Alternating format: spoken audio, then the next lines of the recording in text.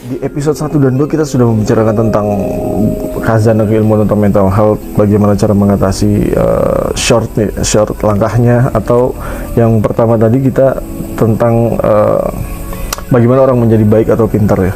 Nah, episode sekali ini kita membahas tentang manusia ini kan kalau tanpa tujuan tuh amblas gitu aja lah, maksudnya ambiar gitu, maksudnya kita nggak tahu mau kemana gitu. Bahkan kalau kita membawa kendaraan pun juga harus tahu tujuan kita kemana.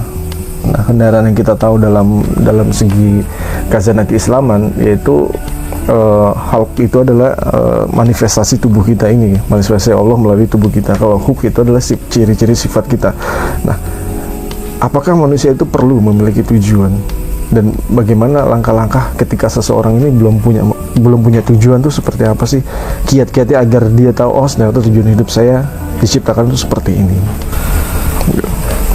Kita bedah dulu tujuan. Ada tujuan pendek, ada tujuan menengah, ada tujuan panjang. Dalam satu waktu bisa terjadi beberapa tujuan sekaligus. Tujuan haus, tujuannya cari minum, bisa juga nggak perlu. Dan itu tujuan bertahan hidup juga, walaupun kita nggak ngomong berapa ratus tahun. Tapi menurut saya, sadar nggak sadar, manusia biasanya mempunyai tujuan. Sadar nggak sadar akan lebih baik kalau dia sadar tujuannya, agar dia bisa membuat sistem lebih efektif untuk mencapai tujuan tersebut. Kenapa saya ngomong sadar tidak sadar manusia punya tujuan? Itu karena fakta gini, yang membuat kita membobotkan informasi atau membobotkan kegiatan A daripada B, yang mampu membuat bobot berbeda dalam yang kita alami itu adalah tujuan. Kalau kita tidak punya tujuan, kita nggak bisa membobotkan mana yang akan kita lakukan. Misalnya, saya lebih baik pacaran apa kuliah ya? Tujuan yang paling dominan dalam dia akan menentukan itu yang mana. Kalau itu yang lebih dominan dari dia adalah saya pengen segera menikah, dia akan lebih ke arah pacaran. Kalau tujuan yang lebih dominan adalah aku pengen lulus cepat dengan nilai baik, dia akan memilih ke kuliahnya, belajarnya. Jadi, nah ini kalau tidak disadari, kadang-kadang kemudian kita kontradiktif sendiri nih. Kan lebih baik kita melakukan satu hal yang sekaligus membawa ke beberapa tujuan kita. Itu saya ngomong soal efektivitas nih. Sekaligus membawa ke tujuan kita daripada kita random memilih pilihan yang tersedia karena kita nggak menyadari pilihan kita. Kadang-kadang kalau pilihan secara sadar belum kita tentukan, ada di bawahnya yang namanya interest. Interest itu juga ketertarikan itu juga membuat kita mampu untuk membedakan mana yang lebih bobotnya lebih tinggi. Problemnya gini, interest itu bukan sesuatu yang bisa kita kontrol. Kalau kamu pengen senang A daripada B, nggak semudah itu memindah secara logis, aku senang B aja daripada A. Nah, itu cara berbicara yang lain. Karena itu gini, kalau sepemahaman saya, balik pada konsep, pada limitasi pengetahuan. Kita kan punya incomplete knowledge, pengetahuan yang tidak lengkap, sehingga diri sendiri untuk memahami diri, dia butuh mengajari diri untuk mengadari diri. Butuh bangun mesin. Kalau kamu mau bangun rumah, tidak tahu struktur rumah, tidak punya alat rumah, nggak punya ide terhadap rumah, kan nggak bisa bangun rumah juga. Makanya digait dengan yang namanya interest. Interest itu sepertinya nggak ada gunanya. Maksudnya interest itu kok nggak menuju cita-cita tuh, cuman interest kok.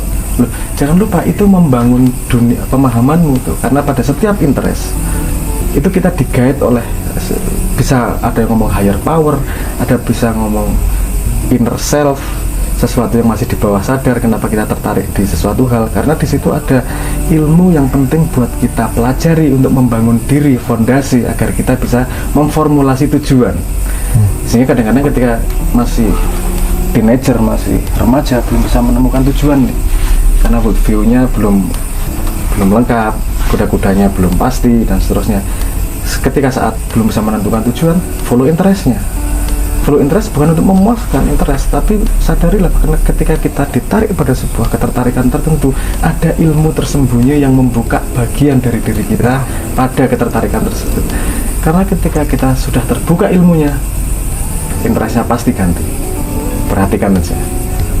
Kita lagi seneng nulis nih, satu saat bosen nih, Karena kamu sudah menemukan kunci, sadar nggak sadar, krek udah menemukan bahwa itu membuka part dirimu itu. Nah itu kita pindah interest lagi, pindah interest lagi. Bukan berarti pelin-pelan. Ada tipikalnya orang yang satu di situ terus sampai dalam, ada yang memang loncat-loncat, dan ada contoh suksesnya semua dua orang itu. Saya nggak ngomong hanya satu metode yang berhasil, dua metode bisa berhasil. Yang penting kan jujur sama dirimu sendiri, bahwa pada setiap interest perjalanan itu kita ngambil pasir, kayak ngambil semen, kayak ngambil blueprint, kayak kemudian baru kita punya tujuan, mau punya rumah karena bahan-bahannya sudah tersedia nih. Karena sebelum punya bahan kita mau tujuan juga bingung. Anak kecil biasanya dipaksa. Cita-citamu apa? Coba anda ingat-ingat, cita-cita itu berubah ketika umur berapa, dan berubah terus itu pasti. Kenapa? Karena limitasi pengetahuannya berbeda. Pengetahuanmu terhadap dirimu sendiri juga berubah. Nah,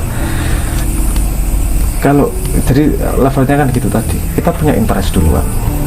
Anak kecil pasti juga punya interest. Misal ini saya kasih contoh yang apa? Yang eksplisit ya. Anak kecil punya interest misalnya. Apa-apa dipegangin, apa-apa diginiin, korek diginiin, kompor diginiin segala macam sampai orang tuanya membentak. Jangan. Dia nggak tahu dia melakukan apa bawah sadar, tapi kita tahu mekanismenya bahwa dia belajar limit, mana yang bahaya, mana yang tidak, mana yang boleh. Itu dia mengadopsi orang tuanya dengan cara mencoba hal-hal sehingga sampai orang tuanya bereaksi terhadap itu. Setelah itu kan nggak berani ke situ lagi. Dia terbangun frame pikirannya, ini nggak batas, ini nggak boleh, dan itu sebenarnya terjadi terus-terusan. Kita pembangun rumah kita sadar tidak sadar.